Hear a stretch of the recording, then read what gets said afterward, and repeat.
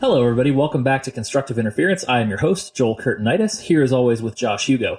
If you haven't followed us on social media, make sure you get out there and give us a follow on Facebook at facebook.com/TheCIShow and on Twitter at TheCIShow. You can also find the program on Google Play and iTunes. Okay, business out of the way. We just had Christmas. How awesome was that? Actually, I had a fantastic Christmas. It was just amazing. I don't actually know what was different about it. Like, we still just hung out with family and played board games and whatnot, but it was just really good this year. I just feel like there was this general sense of optimism that's been missing in a couple of the last couple of years. And I don't know, maybe that's just because I get my head in politics and current events too much, and I have trouble snapping out of it at different times. I don't know. But the sense of perspective was there nonetheless. And of course, we had a couple exciting things going on this Christmas as well. There's all this bluster about a government shutdown, and the world's going to end. You know, it's what happens just when last time. I mean, the right, world ended and the time before that. Yeah, like every time that 8% of federal workers don't show up to work, which is basically any given normal day, right? The world's just going to end. And then, of course, we had the normal drama queens arguing over Happy Holidays versus Merry Christmas. I guess I should probably ask you, Josh Hugo, which of those you're more offended by? I say Merry Christmas myself, but I take people's good intentions with what they're trying to say to me rather than trying to be pedantic about their phrasing. Unbelievable. I know. Can't believe you're a Merry Christmas guy. Wishy moderate, I know. Stop forcing your religion on me. Oh, it's good to have you back, Joel. Yeah, I know, right? Oh, gracious. No, Josh, if anybody of you missed last week, Josh had to pull a solo episode in which he had free reign to make fun of me and say anything that he wanted to say and still managed to keep himself decent and put together a really interesting episode on science and tech. So head out to the website at cipod.us, and you can find that in the archives there. So go check out that episode, but we've got some more for you tonight. It's going to be really interesting. Josh and I have been chomping at the bit to hit this episode for a while. And then we got a Christmas present a little bit early from Santa Trump, who gave all of his libertarian-leaning or libertarian-minded folks in America. Yeah, subjects. Yeah, sure. I hate to refer to that, but he gave all of us a little bit of an early Christmas present by announcing that the United States was going to pull troops out of Syria and Afghanistan. Oh, and by the way, he also went after the Federal Reserve on Twitter as like this added bonus, right? Seriously, I don't know what happened. Like, Donald Trump just channeled Ron Paul for like 3 days, and I don't know if he's just run out of fans in the neoconservative right or what, but it was a really cool moment for people who, you know, have been this libertarian minority, especially within the Republican circles now for a while, to see the president saying, "All right, we're gonna pull some troops out of these places that we've had them in forever." Yeah, and so for myself, you know, I am one of those people, those bad wishy-washy people who did not vote for Trump in 2016. Not saying I voted for Hillary. Don't get that idea. Why do you hate America? Yeah. So, but I did not vote for either the two big candidates. But my main problem with Trump, the main thing that made me hesitate to vote for him in 2016 was his stance on war, and he seemed like, you know, a warmonger to me, sort of following the footsteps of Bush and Obama. So to see him make this sort of a shift, this sort of a pivot, is very encouraging to me. That's the main thing that I didn't like about him. Seems to be changing. So, yeah. Well, I mean, I hesitate to call anything a pivot or a shift by Donald Trump because it's Trump. You know, like it's more of a drunken stumble down the alley, bouncing off of walls. And you know, see like which direction the stumble ultimately ends up going in. Yeah, right, I know. Right. Which is why everybody can cheer about something that he says or does every couple of days, right? Like, hey, he's stumbling my direction now.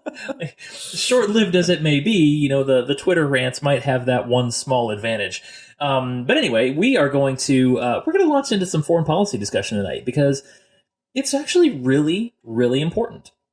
And of all the things that Americans spend our time, you know, following on social media and on YouTube and gaming and whatever else, of all the things we talk about, there's not too many of them where actual life and death hang in the balance on a regular basis. But foreign policy, that's definitely the case. And unfortunately, Americans tend to know more about Kim Kardashian's backside than what's going on in an average Middle Eastern country. And so that's something we may not be able to fix all that in one episode, but we can definitely lend a little bit of context to what's going on over there right now and see if we can find some common threads that we can pull together as far as the surrounding discussion and what's actually looking like it's going to happen in the Middle East in the wake of these announcements. So, Josh, you follow you follow current events pretty closely. What was the reaction that you saw after this announcement by the president? Reaction from other people or from me? Mostly from dogs and cats. Don't worry about people. Well, dogs and cats are pretty well agreed that this is a bad idea. We don't want to be pulling troops out of anywhere at any time, according to, of course, the Republican hawks and the Democrats who are trying to paint our military involvement in Afghanistan and Syria and wherever else in humanitarian terms. So we're talking about humans now, not dogs. Yeah. No. Well, yes, the dog party and the cat party. Oh dear, both filthy animals. But Christmas reference, extra points. Yes, it was, wasn't it? Yes, another classic Christmas movie along with Die Hard, Home Alone. Where was I? Oh yeah. So, but I saw a Democrat, Howard Dean, longtime leader of the Democratic Party. I saw him put out a tweet saying that we can't leave Syria because, it's Afghanistan. Sorry, this one was in reference to Afghanistan. So we can't leave Afghanistan because if we did that, we'd basically be leaving the women there to live in an oppressive society, and we can't do that to them. And so I'm seeing people on the Democrat side casting this decision in that light, that for Trump to pull troops out of any of these theaters, any of these areas, is basically to abandon the people there. And we can't do that. We can't leave these poor people who need our help to fend for themselves. That's inhumane. Well, how is that possible? The Democrats are the party of peace. They want to bring all the troops home and just have, rainbows in every sky, right? Like that's what I thought Democrats wanted. That's what those drone bombers actually do. They deliver rainbows. They have little rainbow projectors that fly behind the Predator drones to bring rainbows to all the world. No, no, that's not what we've seen at all in the Obama administration or before, really. I mean, while Bush was in charge of the wars, the Code Pink people would like to go out there and, Bush lied, people died, and whatever other slogan they want to chant, but that was while it was Bush. As soon as the keys to the bombers were transferred over to Obama, all that went away. And there's really been a slow transition back. I mean, you've seen a little bit more anti-war sentiment from the left since Trump took over, but really not much. They haven't been good at transitioning away from the, being cheerleaders for war when Obama was being in power, back to transferring back to being anti-war under Trump. For whatever reason, that really hasn't happened. Well, right. And so you had this unholy alliance, to borrow a Mortal Kombat phrase, in between the American liberals and the American neoconservatives, who joined with them to just collectively Grinch this whole pull out of Syria thing. They just completely just crapped all over it.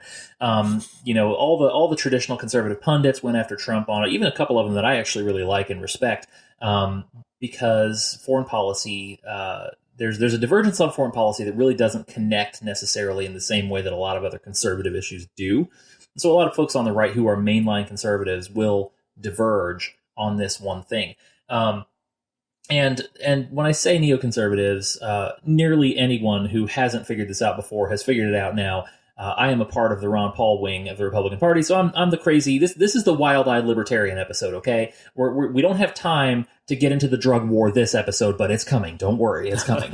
But foreign policy, we can definitely dive into. And the thing is this. So my background was actually more of a traditional conservative, traditional Republican. And growing up, that's all I heard. I'd listened to Rush Limbaugh, and my first vote was for George W. Bush, and I thought, well, we're the good guys, we're team righteousness, and we're going to go fix the world, and look how awesome this is. We're taking our tanks and our bombers to go spread democracy and love, and everybody's just going to love us. And then 2008 to 2012, the lights really started to come on when I started paying attention to Ron Paul and his presidential run in 2008.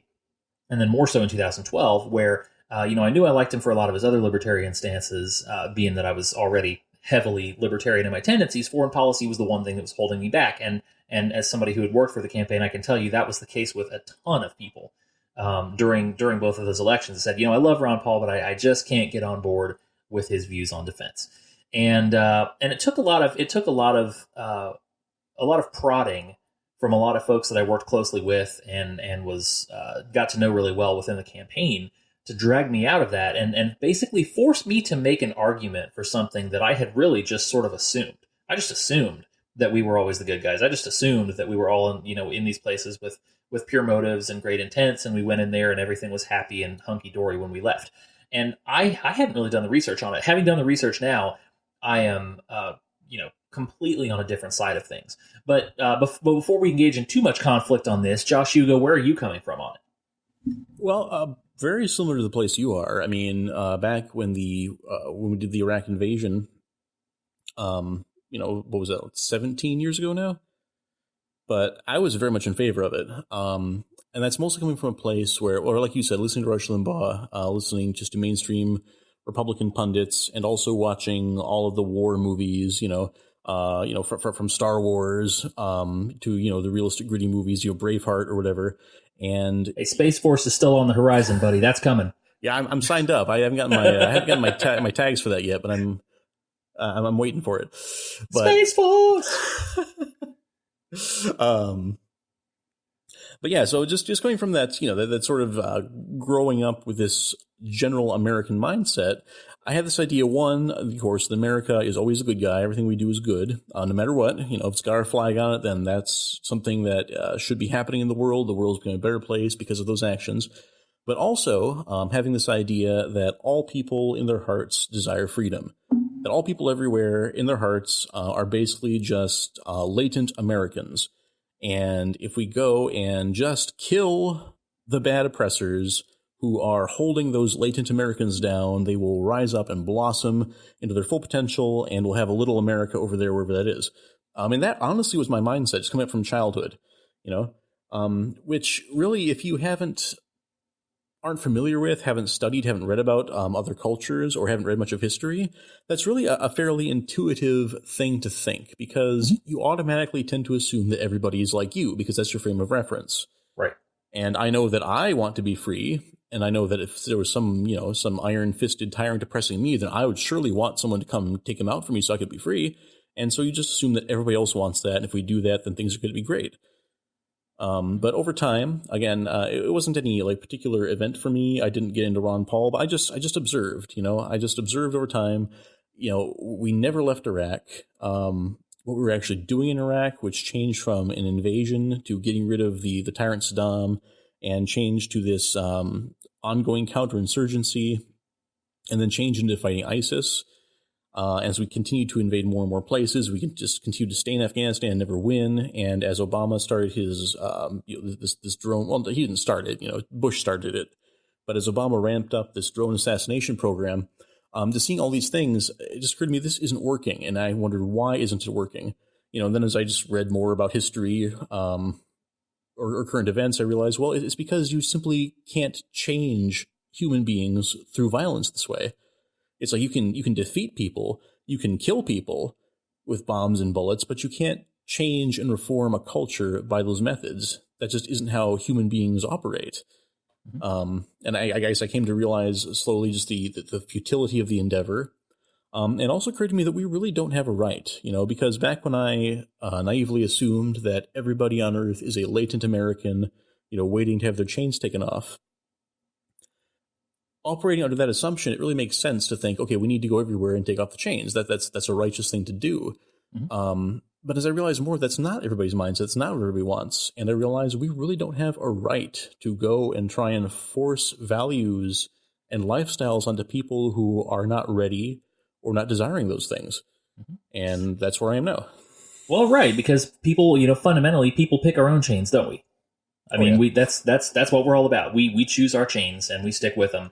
And yeah, I mean, I saw, on one hand, I started to see the domestic costs of the war on terror in particular, and just all sorts of America's wars. What it's done with the rise of the security state, what it's done with the rise of the surveillance state, what it's done to our domestic liberties here at home. I looked at that, I thought, well, that's a real problem, because I'm not really afraid of a lot of these bad actors overseas, but I am kind of afraid of the bad actors here at home. And then if you add to that, a skeptical person, I think, can look at American involvement overseas and see a lot of inconsistency, and that's very troubling. You can see places in Africa where real legitimate genocide is going on, and there's not a peep in the American consciousness about it. Nothing. There's nothing being said at all, except outside of the humanitarian groups that are trying to raise the alarm. But then you've got somewhere like up in the Middle East, if it's Syria involved, well, there's a genuine crisis there too. But that's immediately, we hear about something going wrong there, bam, boots on the ground. I mean, it's instantaneous. So the radical differences between where we choose to get involved and where we don't, I think also raise some skepticism in my mind. But I would also be lying if I said that it was all pure research and logic that led me to this conclusion. A lot of it was also, just kind of seeing the outworking of our foreign policy, seeing the motives behind it, and even, I could even say that things as goofy as Ted Cruz's one of Ted Cruz's favorite movies is actually Team America: World Police. And I have to say, I'm obligated to say that he doesn't recommend that movie to anyone, and neither would I, because there's a lot of stuff in there that probably shouldn't be embraced by everyone. But at the same time, there's a lot of pretty brilliant commentary about the stupidity of American foreign policy and the way that our arrogance and our brashness works when it comes to just trying to police the world. And it's amazing where, over time, you look at it and you think it's ridiculous to start with, but good humor and good wit does that, where over time you look at it and you go, wait a minute, there's actually some truth to that, as ridiculous as it is. There's a lot of truth to it as well, and it's kind of scary. So what's happening here, as we're talking about getting out of Syria, there was immediately this reaction by everybody saying, no, we can't do this. It's going to cede ground and power and influence to Russia and to Iran and all these things. And without getting into the weeds too much, the geopolitical weeds of talking about what people mean by ceding influence to Russia and Iran, and honestly, I think those things are actually somewhat secondary.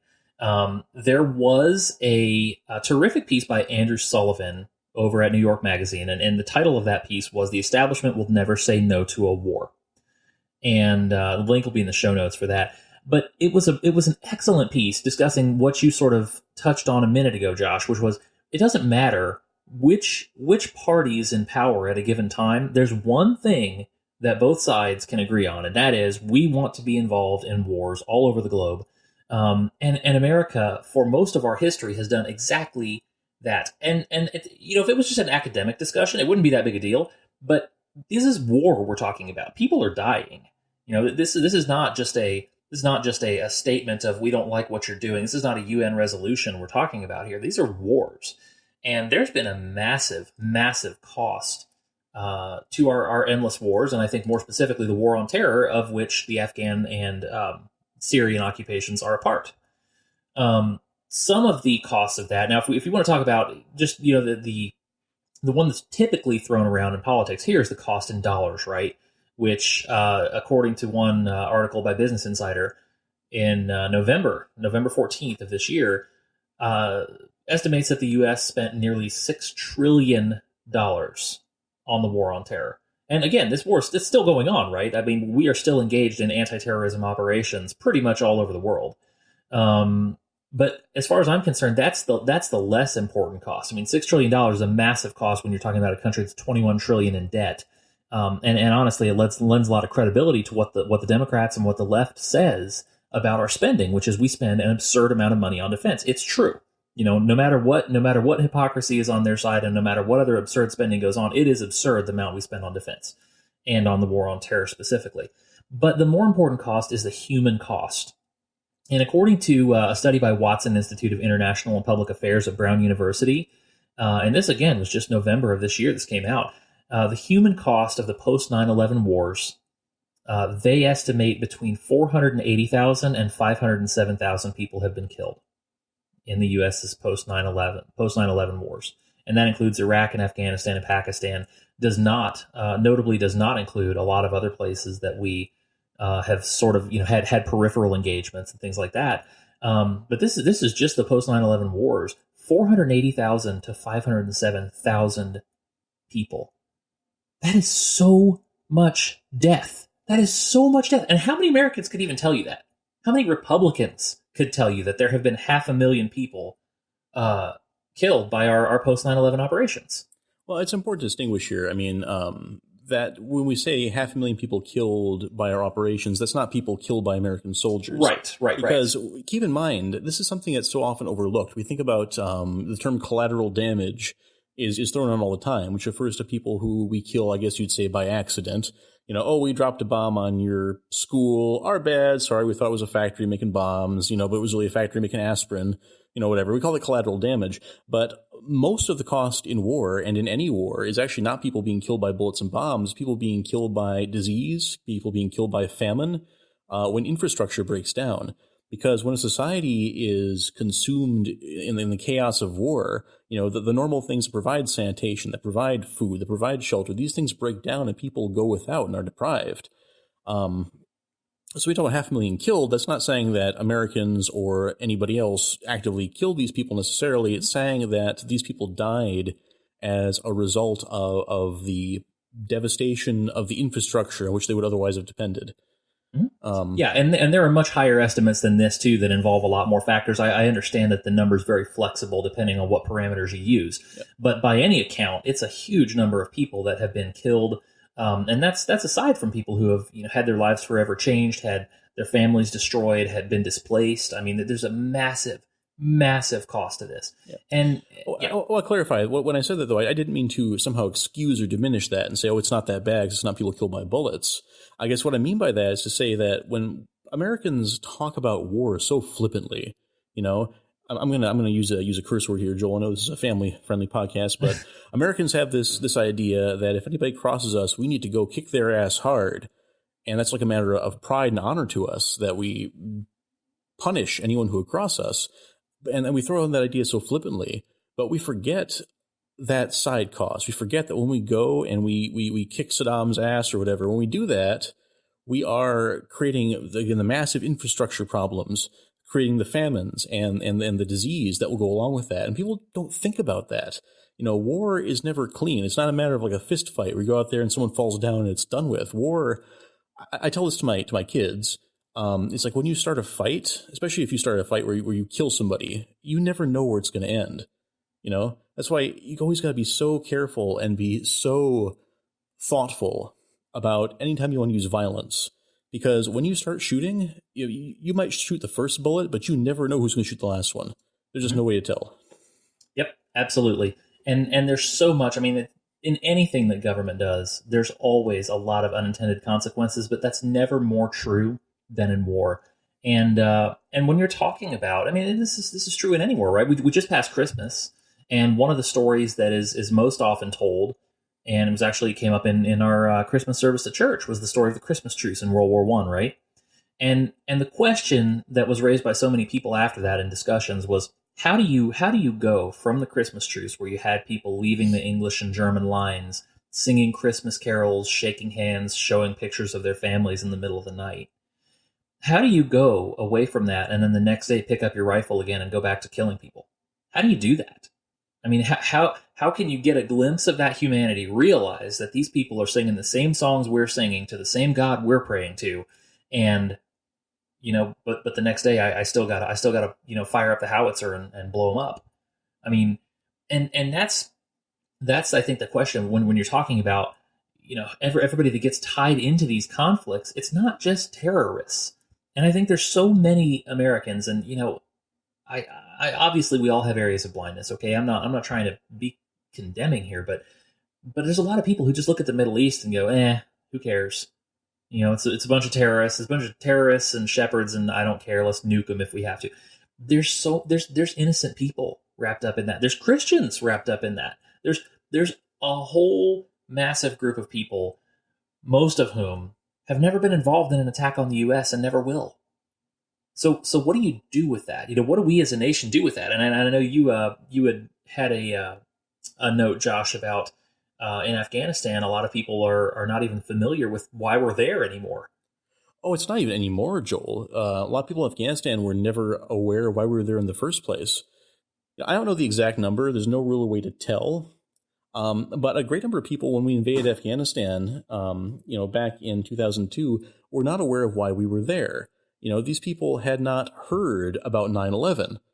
Now, that sounds crazy to us. So, I mean, they hadn't heard of 9/11. That was like the news event of the century, right? That was, but yeah, people in Afghanistan, it is in many ways, I mean, it's like stepping back in time 1,000 years.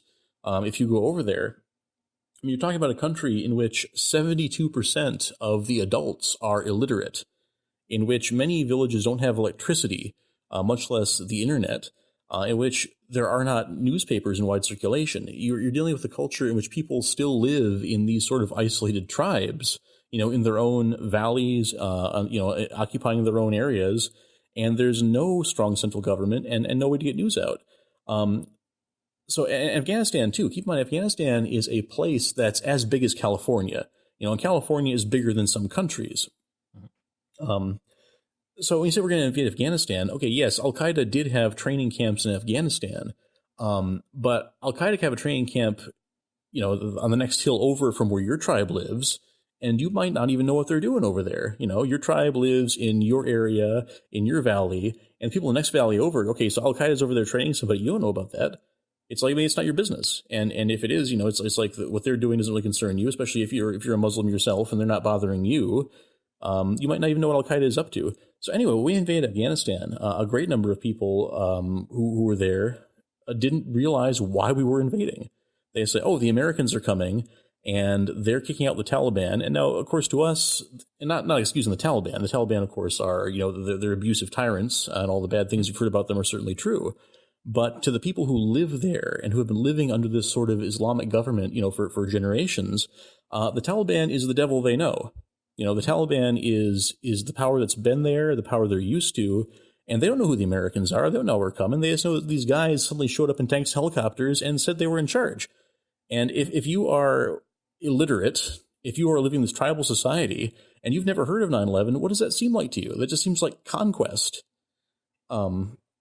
And I think we as Americans, we with our constant news drips, it's like we are constantly plugged in with our phones, with our podcasts, by a million different ways.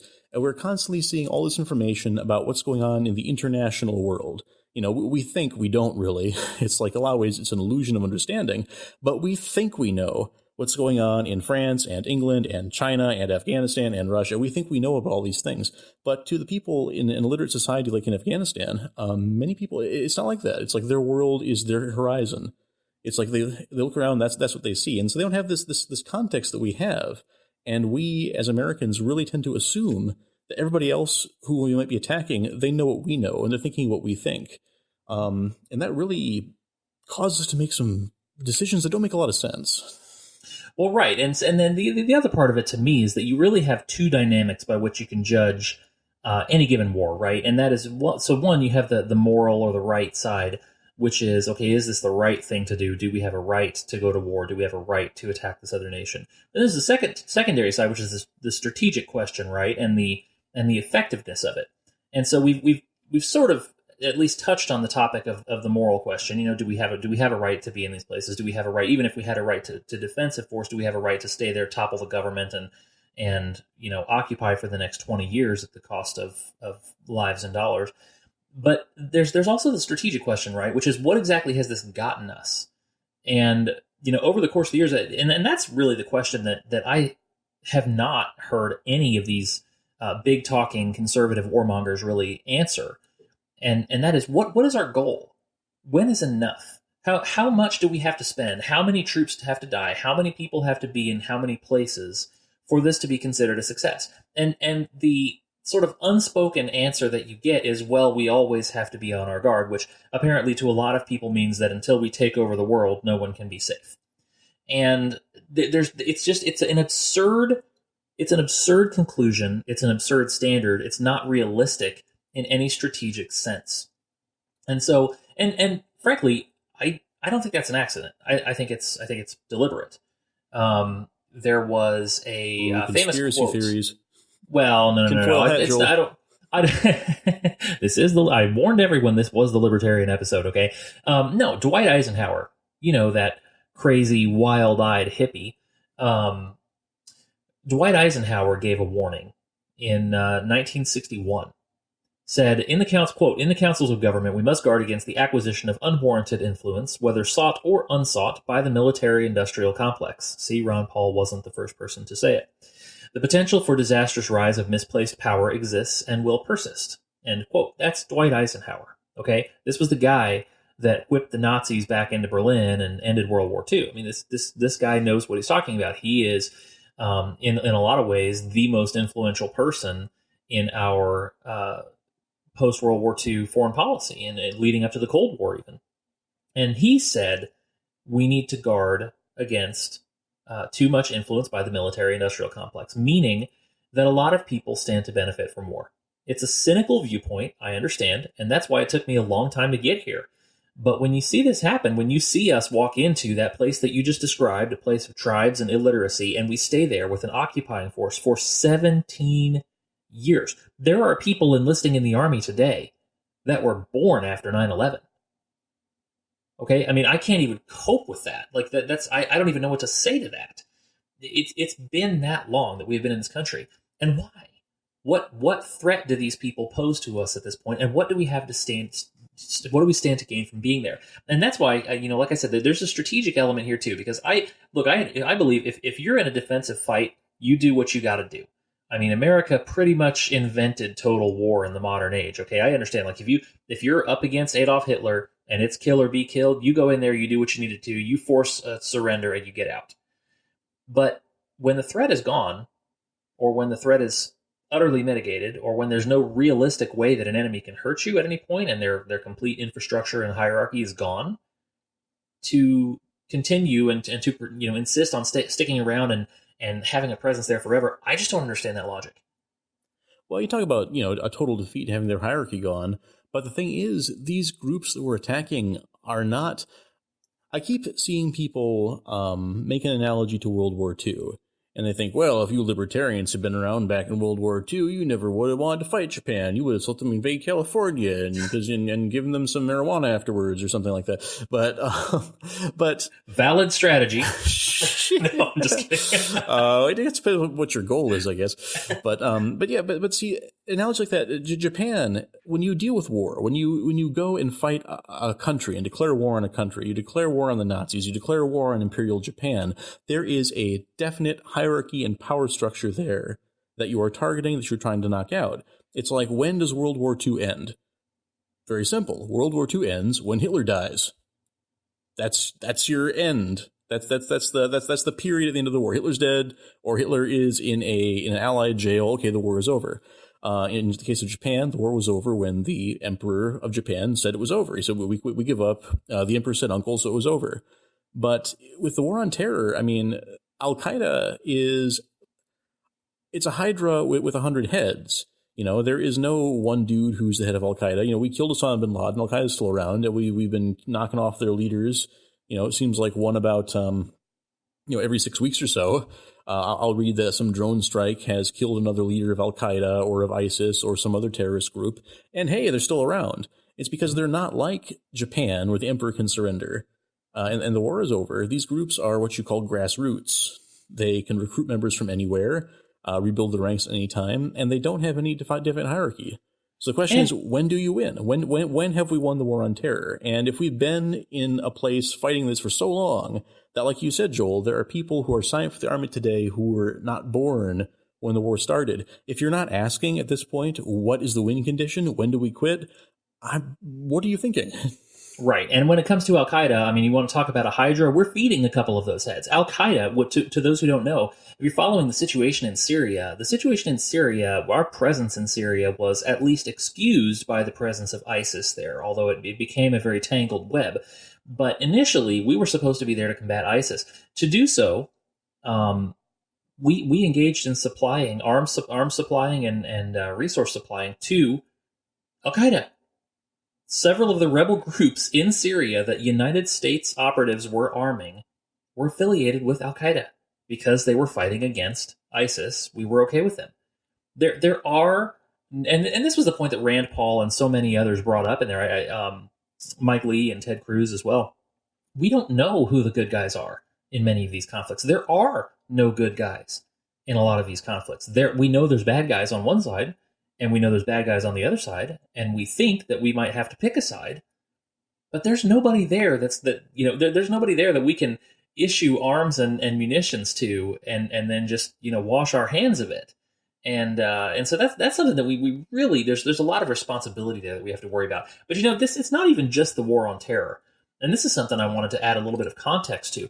The United States, I found this fascinating. The United States has been at war, as of 2015 anyway, for 222 out of our 239 years of existence. Did you know that, Josh?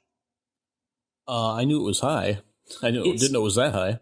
It is 222 out of 239. We have been at war, and we have been at war. We have been in a declared war perpetually since 1950. You have not lived through a peace year, not one. And that's officially declared wars. We're involved in all sorts of military actions that are not declared wars because basically Congress has ceded the power of war to the president entirely, which is an entirely different podcast. But America is addicted to war. And even if you discount some of the wars that are counted in that list, like the Cold War, which, you can argue that man might not have been an active war, the number's still ridiculous. I mean, we have been at war so much. And the question really does come back to how much is enough? And how much, and not just in the cost in our present overseas conflicts, but what is this in our psyche that says that unless we have the power to conquer the entire world, nobody is safe? I mean, that doesn't, I don't understand that. And the cost of it, by the way, again, if you want to get into budgetary concerns, the last defense budget that was passed by the Senate was $716 billion. Now, the budget prior to that, which was smaller by, I think, about $100 billion, I think it was 630 or something like that. The smaller budget that was passed prior to that was more defense spending than the next 7 countries combined. Not just more than everyone else, but more than all of them combined. It's a massive, massive number. Now, granted, that's constitutional, right? We have to have an army, we have to have a defense, but you want to ask for waste and fraud? Throw $700 billion at a single industry. I mean, the stories are just endless on how much waste and fraud goes on in the Defense Department, and a lot of it is because there's so much. Everyone is swimming in money. And I had an interesting discussion with then presidential candidate Ted Cruz when he came here to Iowa. We asked him about this. We asked him about defense spending. We asked him about the military-industrial complex and what could be done to guard against that. Of course, he felt it necessary to court the crazy Ron Paulers. But his answer was really interesting. Having been in the Senate, he said that a lot of it has to do with congressional benefits that they get from having defense contractors in their districts, because you bring jobs back to your district if you get a handful of that pork from defense spending. And so what they do is these defense industries will put factories and offices in all of the districts and then claim they need more money for defense. And so I'll put one in this congressman's district, and now he has to go bring me back more money from Washington so that I can hire more people in his district. And it's this, that's why I was okay with going the Eisenhower direction and saying, I don't think this is a conspiracy theory at all. It's right there. It's right there in the spending. There's nothing hidden about it. Everyone's perfectly okay with this system of doing things as long as there's cash getting into the right pockets. It sounds like you're saying that a lot of our military spending is actually what you call corporate welfare. Oh, entirely. No question. I mean, and that's why, I bristle when anybody even says defense spending. Because is it really? Are we doing anything defensive at all?